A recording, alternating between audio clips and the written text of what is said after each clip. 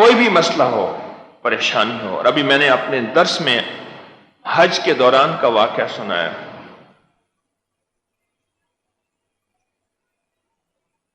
کہنے لگے کہ میں سن 2000 میں آپ سے ملنے آیا، بہت مسائل، مشکلات، پریشانیوں اور دکھوں میں تھا، آپ سے ملنے آیا اور میں نے آپ کو اپنے مسائل کے بارے میں عرض کیا تو آپ نے فرمایا تھا کہ 2 رکعت نماز نفل پڑھ جس کی سورۃ فاتحہ کے بعد 21 بار سورۃ اخلاص پڑھ.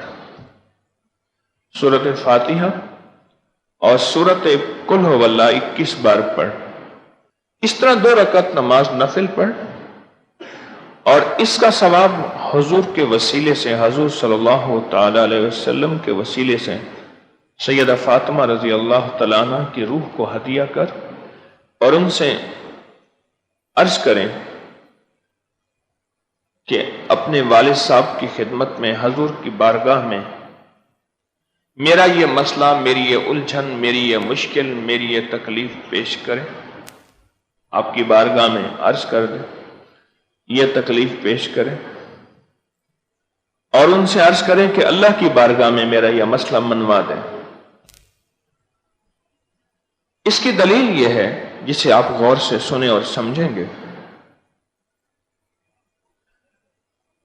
کہ صحابہ کرام رضوان اللہ تعالی علیہم اجمعین کو جب کوئی مسئلہ پیش آتا تھا، جب کوئی مشکل پیش آتی تھی اور جب کوئی تکلیف پیش آتی تھی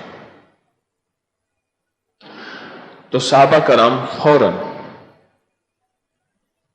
سیدہ فاطمہ کی بارگاہ میں پیغام بھیجتے تھے اور اللہ کے حبیب کی بارگاہ میں کوئی چیز منوانی ہوتی تھی تو ان کے ذریعے منوا لیتے تھے. اور یہ یاد رکھنا، آج صدیوں کے بعد از وصال بھی کوئی چیز اللہ کے خزانوں سے منوانی ہے تو یہ نسخہ لاجواب ہے اور آزمودہ ہے.